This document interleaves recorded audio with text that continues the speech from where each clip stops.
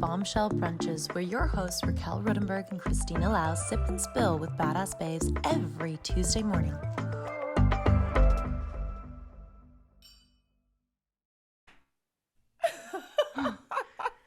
Okay, no one knows what just happened then, but it was intense. I have a timer now because I need to reference the timestamp when it comes to references, swear words, because I swear like a trooper and that's not appropriate for everybody. And then I have to click record for the podcast to start. And Raquel is in a state of absolute delirium. And so my two fingers are hovering over these two different devices. And all she needed to do was clap her two hands together. And that apparently was too difficult for her. So welcome to Tuesday. It is Tuesday. And it's like 10 p.m. in Amsterdam right now, and Raquel's had a full day of work and then a full day of brain work, and now we're going to talk about our worst jobs and the most horrific things that have happened in offices and workplaces, because I think it's really important for us to highlight, as two seemingly functional humans, that shit goes wrong. And yes, for those of you on YouTube, you're watching me write down the timestamp of when I said the word shit. 1:32. I enjoy this new thing because I get to see you write it down every time. So welcome to the hilarity of this episode. I want to give you a little background first, because Raquel and I were speaking to one particular guest, and we were talking about a really unfortunate situation that then transformed the way and helped them to reframe their next success. And so we talked about it afterwards, and we kind of laughed, and we kind of shared a couple of stories that were hilarious. And then we went, you know what? I don't think we talk about this enough. And one of the things that we did in our physical brunches, we would very happily talk about the most embarrassing things that would happen, because they're real. They're real, people. And I mean, I can tell you one from almost every day of my actual life. But we're not going to do that. Raquel, you've written a very specific set of questions here, or topics, I should say. One is just working in PR, which, go on. We both worked in PR. You go first. Public relations. Oh my God. I don't even know how to start with public relations. I really don't. I mean, why did people tell you were good first? That's the thing. Because talking about career pathways, I was like, yeah, PR, it's glamorous, right? Like, you think about people, you're like, oh, I'm a publicist. Why did people told you, didn't they? They were like, Raquel, you'd be so great at this. Yeah, they did. And then what? I don't know why they said I would be, but they did. They did all the time. And you know what's funny is I just did this a little bit earlier to Kristina. This is how I found out she was once in PR too. Because I was like, you would be good at PR. And she was like, nope. I hate PR. Hard no. I hate PR. It's not even that I hate PR. It's just I don't think I could be worse at something. And okay, I thought it's just pitching things that you don't stand behind. Okay, tell me one. That is it. Tell me one that you had to. Oh, I have to be careful. All right, I can tell you. I don't have to be careful. I don't have to be careful at all. So for those of you who are thinking about what careers might be suitable for you, try and think about something that embodies that career for a thing that you really don't have anything that you can relate to. So for me, I was like, PR, publicity, glamorous. I have a degree in international business, and it was my first job outside of after graduating. My first job where I was employed. I was self-employed. I ran a business before that. That's a different story. But I was 24, I think 23. And it was my first, I would like to caveat that. It was my first career-based. And I was like, I'm launching into a career. I'd done hospitality. I'd done all this other stuff, teaching swimming and blah, blah, blah. But those weren't real. They were just to help me get through my degree. So now it's through my degree. I was like, okay, I'm going to have a career in public relations. That seems great. I applied for a bunch of jobs, got this one. And I was so nervous because I realized that so much of PR is picking up the phone and selling a product to a bunch of often very snobby journalists who then have the absolute power as to whether or not they're going to write about it. And then on top of that, have the absolute power to say whether or not the thing that you're trying to sell them is good or if it's a pile of shit. Writing down that timestamp. So I had my first assignment was what's called a baby and all bag. And I was like, oh, okay, right. This is me as a very unpregnant person who has 0 children, probably negative children at this point, because I was so avidly like, I'm not going to have kids. And so I researched this baby and all bag, knowing absolutely nothing about what a mother would need. And then I was told to just pick up the phone and call. And so what I did, my first call, I picked up with my boss sitting right next to me. They always do that in PR, by the way. They always, like, your first few calls are like, we're just going to watch you and make sure that you're supported. But really, you're just being supported. Watched. Yeah, by like the death stare of Sauron. Like, big honcho. Oh, they're just reaching into your soul the whole time, being like, fail. And so you're like, okay, just shaking, like, oh, you're gonna pick up the phone. So I pick up the phone and I'm like, hello? And this woman, and this, my boss thankfully had tried a list of people who she thought were kinder. So this one woman was like, hello? And I was like, hello. Sounded like Gollum. Hello, my name is Kristina. I'm calling from, X PR company. I'd like to talk to you about the baby in all bag. She went, okay. And I was like, okay. And she was like, okay. and I was like, oh, okay. Well, the baby in all bag doesn't just hold your baby. It holds all other things. And at this point, I'm so red. I'm like bright red. My boss is looking at me like, what is happening to this otherwise really articulate person? So just I'm bumbling on all of these words, and she was like, okay, so you're telling me that you have a bag that is for a baby but for other things? And I was like, yes, many other things. She was like, oh, okay, what other things? I was like, oh. Diapers. I'm looking at this bag, and I'm like, a compartment. There's a compartment. There's another compartment. There are many compartments. In my mind, I'm like, how is this different to any other bag that is for babies? Like, why is this a different product? And I was like, yes, but it's very different because it has more compartments. And she was like, Kristina became an actress.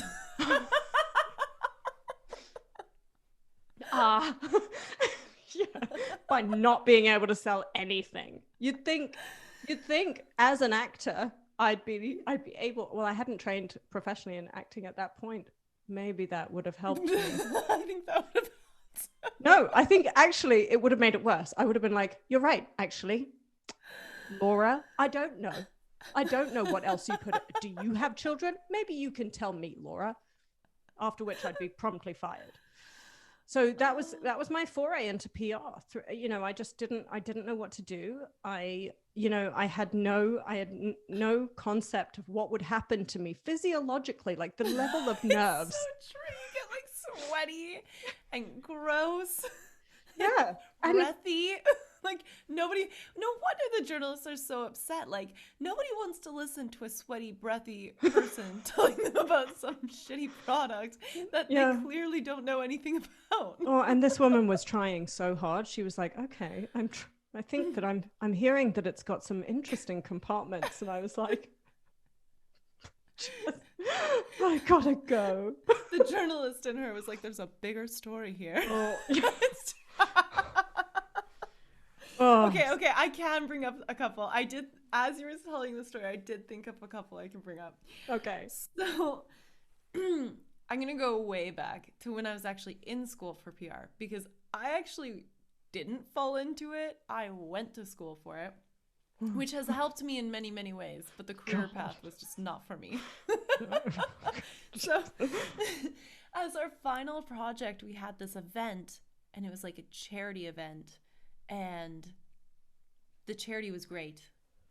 I'm not going to talk about that. It was a fabulous charity.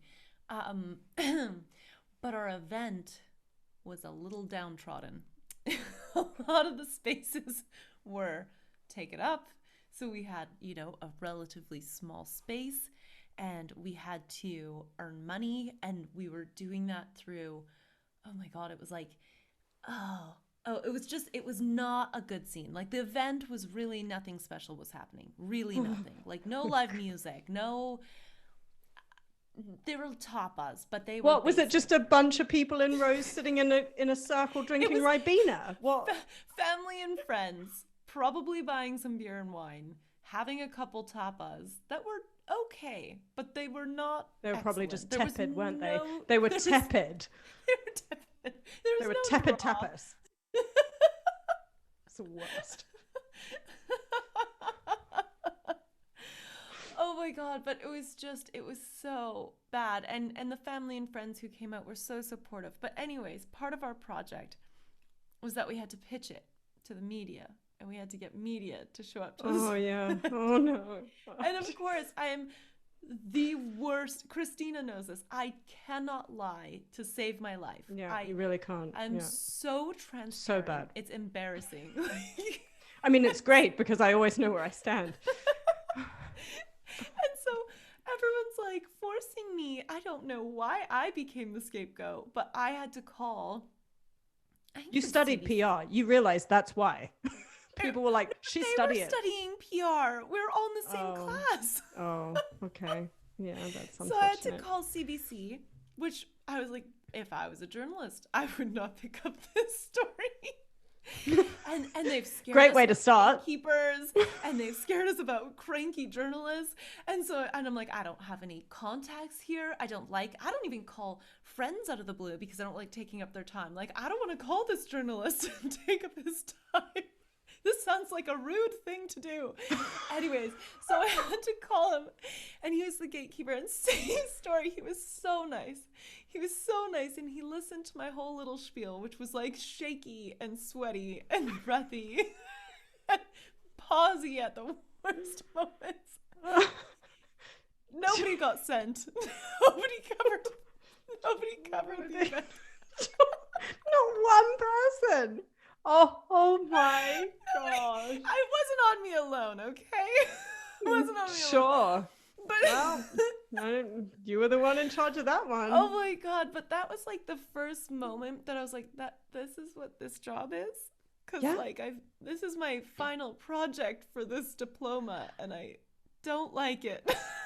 Well, you know what? It's funny because that's where we get to the point where we are doing these exercises in the final term, in the final, leg of our 3-year haul, and you're like, oh, that's what I'm going into.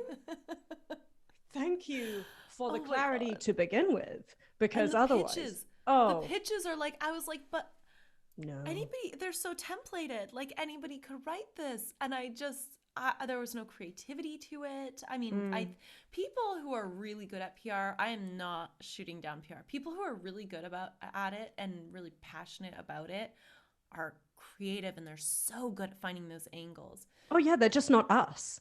They're not us. We were not the people to do it. It was those people. Both of us. Yeah, no. I had one where and just going back to that, because one of the big learning points from it was that you and I not only learned that that's what we suck at, but you learn the skill of doing something that's really uncomfortable. So for me, one thing that I did get really good at was I realized that I was great at copywriting. So I learned that through writing for real estate, like for listings. And so if you have some bright, airy, spacious 2-bedroom luxury condo that is well lit and south facing, and you want to sell it, then I can probably help you. But if you need to sell a baby bag or a widget of some kind, not my thing. But you learn, and I'm reading Rich Dad Poor Dad right now, and that's an incredible book. And one thing that I have recognized that's a recurring theme in leaders is that they all sold photocopiers at one point. Like this generation of leaders. Tony Robbins, I have mentioned before. Oh, maybe I have, maybe I haven't. But he's got a course, and I listened to one of his talks, and he was, I think, a salesperson. My boss currently, who's a really dear friend of mine, was a salesperson. I think he was a salesperson for like door to door. These are door to door type people, and publicity is kind of the next generation version of the door-to-door salesperson, because you're picking up the phone and saying, hey, do you like this thing that nobody really needs? Oh, that was one thing that I did say to another person down that line of the list of people of the baby and old bag. She asked me why someone would need it, and I didn't know. And she was like, why would I buy this? And I was like, and she was like, well, sorry, I'll be clear. Why would I buy this as opposed to another baby bag? And I literally went, I don't know. You've got to learn the answer to that. But when you do, I think that's the really interesting thing. And I think that's the thing that really sparked this whole conversation, was we learned how to do things that we were pretty bad at. And we didn't learn how to do them as well as people who were made to do those things, or just not as terrible, or who cared more. But I think the element that you were talking about is really important too, actually, because I'm thinking about what you're saying. Like, so you found copy. We both sucked at phone. I was an in-person girl. Like when it came to promo, I could throw out whatever key messages you want. I can connect with people. I can feel it, like put the stuff in my hand, and I can get that out there. But that was like an in-person thing. I couldn't do it over the phone. I still don't really like it. Well, and that's the thing, the knowledge. So for those people who are pivoting their career right now, who are looking at new things, who are looking at elevating at the next level, I often will quite actively hark back to some of my worst experiences and say, what did I learn from those? Not just what did I learn that I didn't want to do, but what did I learn how to do well? Because there's something really to be said. And I'm biased, but when I said to my dad, I think I have to leave, I went on holiday to my parents who were in Vancouver. I was living in England at the time. And my parents were like, you're wildly unhappy. You are wildly unhappy. And I said to my dad, I just don't know how much more I can do this. This is 3 months into this job. And I'm pretty tenacious. I just couldn't make it work. And my dad went to me, I'm really glad. That's great. And I was like, what? And he was like, it's great that you hate this job because you've had a really bad experience as your first career move. It's only 3 months in. Get out of there. Get out of there. Take the learning. To say that. Yeah. Take the learning. What did you learn? And now when you go to that next job, you're going to be even more motivated because one, you had the strength and fortitude to leave something that wasn't good for you healthily, or healthy for you. And two, you recognized that job was awful. So you now have a benchmark. And that was a really big thing for me because he was like, look, if you had gone into a job that was cushy, that you loved, you might have stayed there for 5, 10, 15 years, just being like, oh, and you would never have known any different. But now, and what happened actually was that I went and got into more musical theater. I got into doing the things that I love and that was the last time, that PR job was the last time I worked full time. And I did not take on a full-time job from that day forth. I think that's another thing to really acknowledge about yourself is whether you are a traditionally corporate kind of person, because not everybody can really thrive. I don't want to say survive because I think a lot of people can survive in it, but I don't think they can thrive in a traditional corporate setting. So you really need to take a look at who you are and find the fit for you. Yeah, we'll do a lot more of these because you and I both are very passionate about career pathways, and a really big part of this, I mean, that's half of my life's work is career pathways in media and entertainment.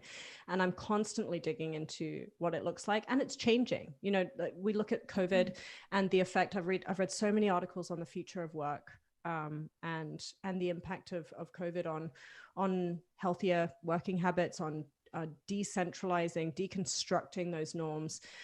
But before we get too deep into it, we'll come back to it. And I'd love to hear what you think about these terrible, terrible stories, and send us some of yours, because I definitely need to laugh all through February. February is my least favorite month, apart from Chinese New Year, which is my favorite time of the year. But February and March suck a little bit. So I need some entertainment. So send me your terrible stories. Raquel and I will happily listen. But what were these people, were your bosses bad in PR as well? I mean, have you had bad bosses throughout your career? And why? Dick bosses. We're going to use that word. I've had some dick bosses. And sorry if that's an offensive term for some people. I don't know if arsehole's better. I mean, I have plenty of swear words, but I have to timestamp way too many of them. And I just don't have time for that. So. Oh my God. You know what? Not in PR. In PR, I was okay. I had some wild clients here and there. Not too many, thankfully, but I did have a couple wild ones, which I think every small business owner will have at some point in their life if they haven't already. But I've had some wild boss stories. Like, oh my gosh, I remember, and also just like companies, not even just bosses, but like companies. Like I remember working at a yoga studio at one point when I was in university, at one of my university stints. And it brings me back to the episode that we did with Lorinda for Kind Karma, because she was talking about working at it wasn't a yoga company, and I worked at a yoga studio, and it was like there were like drug addicts working there. I swear there was like weird sexual vibes where they were trying to get like people to have sex with other people, like set it up. It was very weird. The owners were weird. It was just weird. Situation.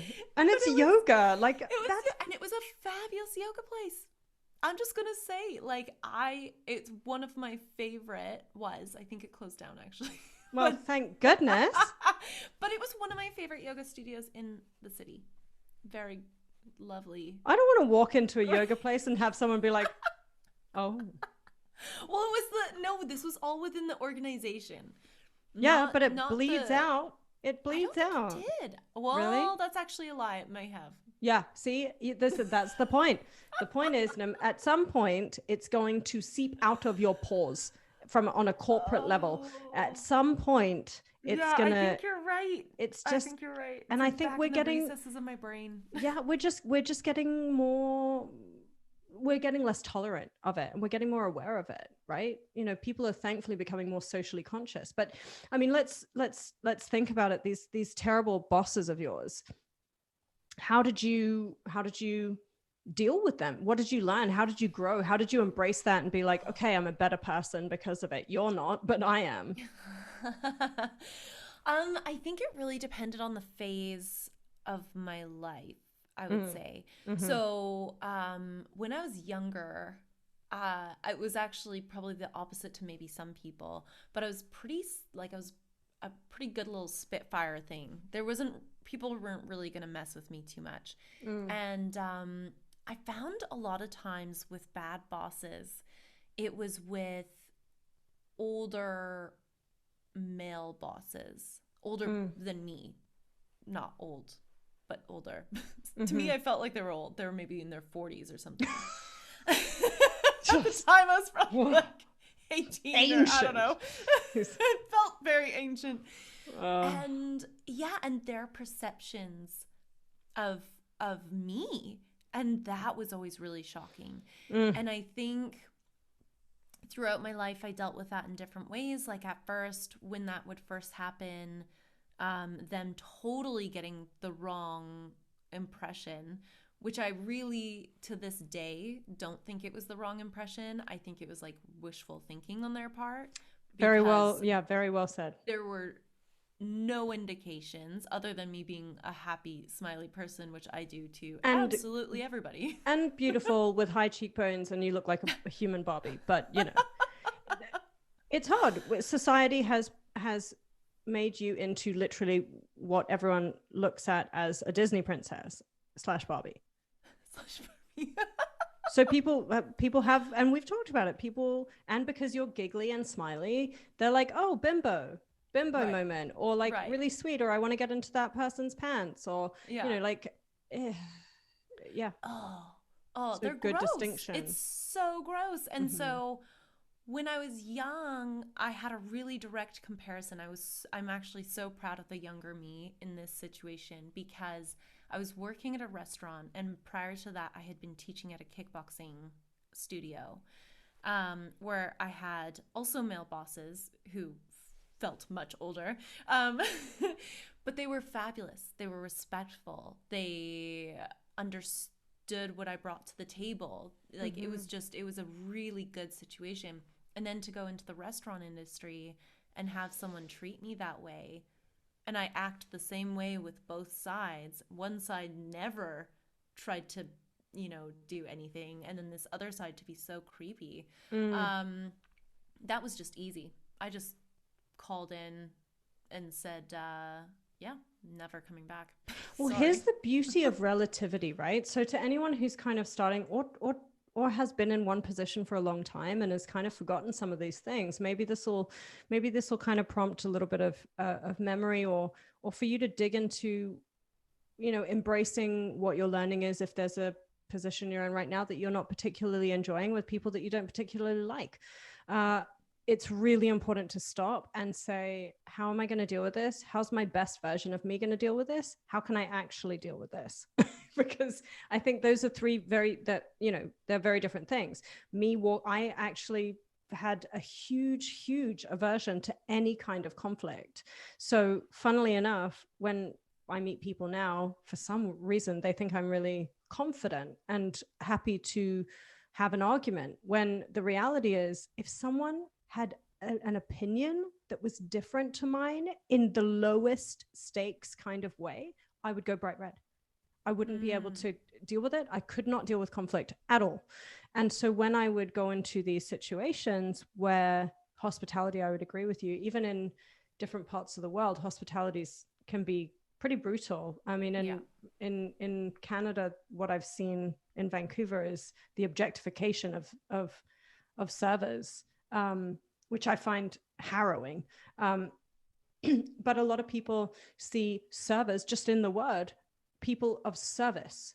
And I I'm big on the use of words, but that can really grate at you, and you can also lose your power. And anyone else who's worked in hospitality, the relationship between a server and the kitchen, like chefs, and not to generalize, but I had a couple, not a ton. I've had a lot of amazing chefs that I've worked with. But in one particular place, there was one guy who was so aggressive, just so, if I was 10 seconds late to pick up a plate, I would get yelled at. And because I saw other people getting yelled at and saw how they took it, as you're growing and forming and throughout your whole life, you model behavior, right? So I was like, oh, this is how it works. And then I'd be like, oh, I feel like awful because I've been yelled at. And so I'm constantly apologizing. And at one point I snapped and I just broke. And I had that moment where I was like, do I yell and get really aggressive back? Do I scream back? Which I had, also being in Australia for 7 years, developed quite a wonderful sense of road rage. So I could string together profanities like you would never have envisioned. They were quite beautiful in their crudeness. So I was like, okay, what could I do? I could yell at him. I could get really, really angry in front of everyone and embarrass the hell out of him. Two, I could, what does my best version of me look like? And I was like, my best version of me is to be really calm and in front of everybody say, I don't appreciate being spoken to like that. If we have a problem, we need to discuss it. I don't appreciate it. I knew that I wasn't capable of doing that. So my third version was, okay, what can I do? And what I could do was take myself away from that situation, wait until there was a point where I was getting ready for a break. It was not rush hour. And ask him to have a private conversation with me. And I did that. And I was shaking, but I did. I walked in and I said, can I have 2 minutes? I'm on my break now. And he was like, okay, well, I've got to do something. And I was like, I'll wait. And I just waited there and I said a private conversation and I walked out and he looked at me and he was like, what do you want? Try not to swear. What do you want? I'm really busy. And I said, I would like to ask you why you felt it was appropriate to speak to me that way. And instead of it being an accusation, it was a question. And he did not know what to do with it. He was like, oh, well, that's just how I am. And I was like, well, I'd like you to know that that was really hurtful. Did you realize that? Were you trying to hurt me? Were you trying to upset me? And he was like, no, I never try to upset anybody. And I was like, okay, well, I'm telling you that it did very much. So now that you know that, is it appropriate for me to ask you not to speak to me that way again? Because you now know that it is hurtful. And he was like, yes, because I'd questioned him into his own corner. And that was the first time, and I'll always remember it, because ever since that moment with him, he was very polite. He would hold his tongue. And I think what happened was I took accountability and said, look, if I'm late to something, it's not intentional. If there's something I can do to improve, I will do it. But if you assume that it's okay to speak to me in a certain way because you don't know how to deal with this, that is not my problem. That I need you to be accountable for, and I'll take accountability for myself. But 20, 21, 22, 23, like however old you are, it doesn't really matter. I don't know how you did that at that age. That probably took me till I was like 28, 29 before I started doing that. Well, I only did it in one situation with that one person. And there have been many situations where I haven't been able to do it before that and since. And even recently, there are situations where I just don't have it in me. And I think that's the interesting thing that we're learning from Bombshells is that all these things are muscles. They're not things that you know how to do or you don't. That's a cop out. And I think what I realized was unless I try, and again, unless I embrace the working in PR, I embrace that terrible boss and, and laugh about those stories and learn from them. If I try and shove them down, then I'm never going to be better at dealing with it. I'm never going to be a better conflict resolver. Hands down, never going to be better at selling that baby in all bag. But if I did now, I know that I would at least have a good laugh with the person on the other side. And I'd be like, look, I'm not going to lie, Laura. This bag has, I don't know what to do with it. I have, however, put a tennis ball.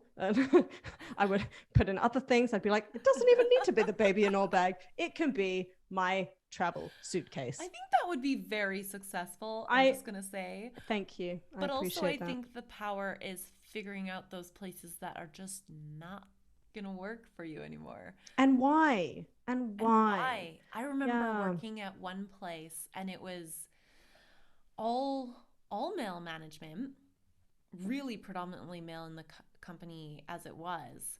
And they were so aggressive. Like, I'm talking, they would have yelling matches. This was like a regular thing. Sometimes they would do it just to keep people on their toes, like as a strategy. It was so insane. And by the end of it, I had enough. And I was starting to like really talk back for myself and say like, no. How long were you there? I want to say like 6 or 7 months, but it was way too long. Way too long. Like I probably should have been, okay. So that actually dovetails to one of my worst interview stories. Oh, go on. Oh, I have some good ones. Oh, interviews. Oh my God, the interview was so bad. I couldn't even tell you specifically why it was bad. Like, it wasn't like there was one question where I was like, that's an odd question, but it was just one of those things where they were asking you questions and you're like, do you know what you're hiring for? Because these questions don't seem to be leading anywhere. Like, I feel like this, what are you looking for? Are you just checking the boxes? And then I think it was like they wanted like 3 or 4 interviews. The job was way less pay than I had had previously. Like I had previously earned more, but I was just kind of like, oh, I'm just gonna try out for a bunch of things, and whatever falls, whatever. Anyways, so by the time I got hired, the person who interviewed me was already fired. Good start. I think this is a bad omen. Oh. And that was the lead in to my most insane job and insane interview. Oh my gosh. Tell me yours. You know, it's funny. I had an interview. At one point I decided that because I was going to pursue my music full time and my acting, and I had an agent, and by agent, I think I had an extras. No, where was I? I was in England, maybe? Yeah, for whatever reason, I was looking for temp work because I was still running from full-time work, determined to be a starving artist. And so I was like, I'll be a temp. That's how people make it in life. They're like the temp that someone then found, singing in the bathroom. And so I went to this recruitment agency and they were like, wow, you're really qualified. And why don't you go for these things? And I was like, I'm not having a career. I am a singer. I'm an actor. And I'm going to do temp jobs. And they were like, okay.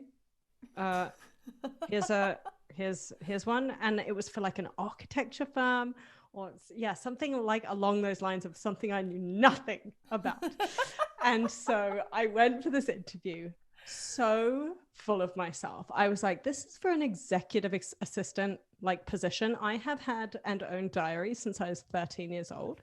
I know how to organize things. I am smart. I have a degree in international business. This is a walk in the park.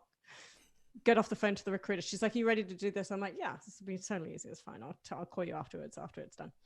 And I went in and they sat down and they were like, okay. And they were so serious about this position. And I had set myself up in the worst way to be like, I don't need this job. This job is like, should be grateful. You know how some people are like, and I do believe it's a two-way conversation, but I took this way too far. And so I was like, you need me. Yeah, you need me. And so I went in and they were like, oh, so I see you have this and you have this. And I'm like, yeah, I know how to do all these things. My dad's like an international like HR director for a trans media like company, a trans international company. Had all the talk, and they were like, oh, that's quite impressive. And I was like, yes, and I'm an artist. And they were like, okay, so what if we need you for extra hours? And I was like, well, it'll depend on my schedule. and they were like, okay, right. And so what is it that you're really looking to do? And I was like, well, I'm really good at organizing. I'm really good at and I sold myself pretty well. And I said, but I do have a producer, and I am on my way. And they were like, okay, so if you book a tour or you book a commercial, I was like, yeah, I'd leave. You were honest. And I was honest, but I learned a very valuable lesson then, because I called the recruiter and she had already spoke to them like within minutes, and I think they were furious.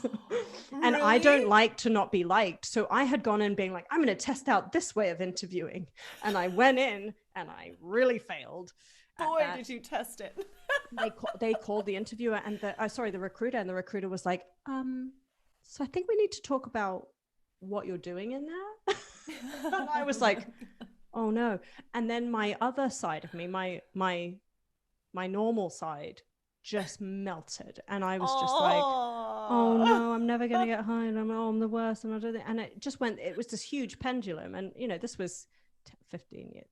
I don't know. It was long ago. It was more than 1 decade ago. But I learned very quickly. And what I needed to learn was actually not that arrogance being incorrect. What I needed to learn was that I needed to put myself out there to try. And sometimes some people, they find their way of interviewing that could have been exactly the same as mine. And I've actually interviewed someone who has said a very similar thing. And I've been like, you're honest, I like you. And I believe in you. And if you do get that gig, I'm going to be really proud of you.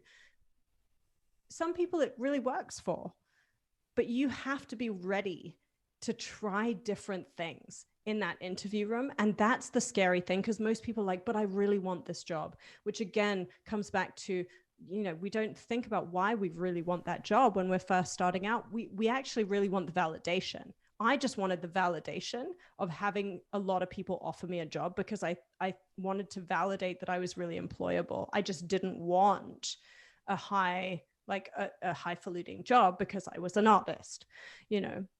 And I think that was like an interview bomb. And now I teach people I coach people on how to interview. And it's a very individual thing, because what I'm going to say to one person about how they need to walk into an interview might sound the same, but the delivery is going to be totally different to somebody else. I can't walk into an interview and be really giggly. That's going to end badly for everybody. Could you imagine? Oh, like, you know, one of those people that's really amenable, like you, that's like, oh, I love this. And I'd be like, oh, yeah, I just have no ability to do that. So I have to. I think that's so valuable what you're saying, though. And what it really makes me think about is how many jobs I didn't do that with. And I could have been a little bit more that way, where I interviewed for jobs, said all the right things, and I knew what they were looking for, and I just spewed it out, and I gave two shits, write it down, for thank you. I didn't have a connection with the company, I'll put it that way. Right. So our values didn't align. I was just looking for a job. Did you know what your values were at that point? I didn't. God, my value was money. That was it. I was like, I want to make money and not live like in squalor. I think I somewhat knew. Okay. But I didn't. Like, I wouldn't say I knew my values, but I knew I was looking for a place that was going to let me grow. And the places that I was applying for, because I was still in university, weren't going to let me grow. Well, plants can grow out of a toilet, but it doesn't mean that they should. That's right. So I'm just going to debunk that one as well. But it was really interesting, because what I would say to my younger self, and I had been told that, so I probably still wouldn't have listened, and I had to learn the hard way, but that you need to align with the company that you're trying to get hired for, and not just align in the purpose of the company or the values of the company, but also the corporate structure. Like, I remember applying for one job, I got the job, and at that point I did know what I wanted. I had worked for myself, I knew what I wanted, I knew what I liked, and I had a bomb interview. It was great. And then at the end I told them, like, these are the things I'm expecting, this is what my salary needs to be, this is, you know, what my day structure needs to be. And basically what I was saying is, like, I'm an early riser, I'm creative in the mornings, I work well in the mornings, I would really like to start earlier and end a bit earlier, maybe like just give or take a couple hours. And so they kind of feigned this, like, they were trying to be this new fancy corporate identity, hipster, and try to be fresh and young. And he was kind of taken aback, and he's like, well, yeah, we totally have that. And I could tell he was lying, but I was like, oh, but he's gonna uphold it because we talked about it. And then it became this whole thing when I started working, that he would purposely schedule meetings either at 9 or at 5. So if I came early in the morning, that I would just stay a couple hours longer. That's just passive aggression. Constantly do it. And so I was like, really? Like, I can come later, but, like, you're not getting the best work out of me. So you need to figure out, if there is strict timelines, make sure they suit you and your own circadian rhythm, because we all have different rhythms and needs. And if you're an actor, you have other passions and music and stuff, then you might have late nights and you might want later mornings, or you need flexibility. Like, well, these are really the things. Important. Yeah, totally. They're so important. And I think whenever I do coachings with people, I think a lot of people see, and one of the reasons that I love Bombshell Brunches so much, the podcast, the conversations, is that we don't talk about this enough. We don't talk about how we lay the foundation for our job hunting. People often, it's almost like therapy, right? People will go to therapy when they have had too much or they're broken, right? And that's not ideal. And I feel very, very passionate about the same with careers. When you leave, there's unfortunately not a well subscribed to yet, I'm working on it, system where people can take a step back and say, okay, how do I build my career foundation? And then whenever you go into a job, like I will still take on jobs right now that I call stepping stone jobs. I will always do that. There's always an exchange of value, but when you stop making the exchange of, when you start identifying what those values are in both senses of the word, then you can more happily and in a more fulfilled way take on that role.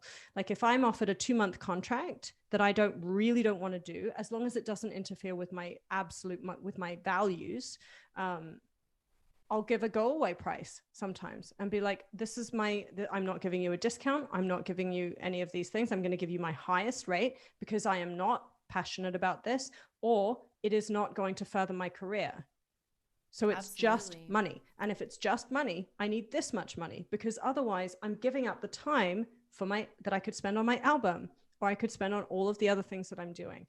So when you have that foundation, you really have a whole different perspective. You don't ever have control over what is available to you, what is out there, what the economy, the industry is doing. You never have that control, but you do have the power of negotiation, and you do have the power of perspective. And if you then walk into these PR companies, if we had walked in now again, I would have gone headfirst into it and gone, I don't get this, and I'm just going to keep calling down the line until the 100th person I call thinks that I have 18 babies, and that's why, and I've tested this baby in all bag on every single one of these babies, and so I know full well I can fit my 18 babies into this baby in all bag. This is like the be all and end all. This is the ultimate baby bag, right? By the end of that 100th call.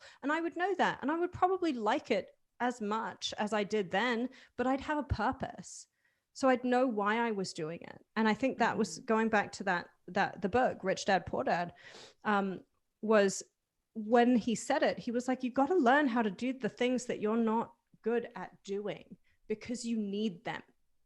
You need to be able to do them, especially if they're selling, marketing, or finance, or law. Like sales, marketing, finance, law, you have to know how to do or understand at least a rudimentary level. And if you keep saying, oh, no, I don't, then you're just going to be the victim of a huge legal bill or a huge financial issue at some point in your career, because everyone listening right now is ambitious. So you're going to have high stakes compared to someone who goes into a 9-to-5 job. And even people who are in 9-to-5 jobs, to be honest, people who look to invest outside of that, they're not taught how to do that. They're given mutual funds. They're given a pension plan. Right? It's funny you say that, because some of the top content creators that I follow are introverts, and they're always talking about how terrified they were to be on camera, how terrified they were to give presentations, and they just kept putting themselves out there and going. If someone would ask my older sister, when she used to point a camera at me, I would hysterically, compulsively laugh. And so like me now. Yes, but you do that from a place of joy. I did it from a place of fear. Oh, okay. Well, I mean, I don't know why we're still doing this podcast then, if you get on the podcast and you're like, ha, ha, ha. No, the podcast is joy. The photos are not. Oh, not joy. They're not joy. They don't spark joy. Video's fine.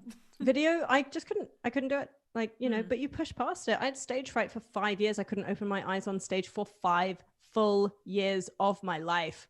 That's a long time of life to not be able to open your eyes. And people are like, why are you doing this to yourself? Like, why do you say you're a singer then? So would you go up and close your eyes? Yeah, I would do this. I'd walk up to the mic and I'd be like, hi, my name is Kristina Lau. I am going to be singing, you know, I don't know, song X by X artist. And then I would go, close my eyes, and I'd just start shaking. And I'd have been shaking for 3 hours before and 3 hours after. And this is for a cafe gig, like where at a singing school where everyone is meant to be on your side. Where everyone knows your name. Everyone knows, yeah, exactly. And I would sing like this.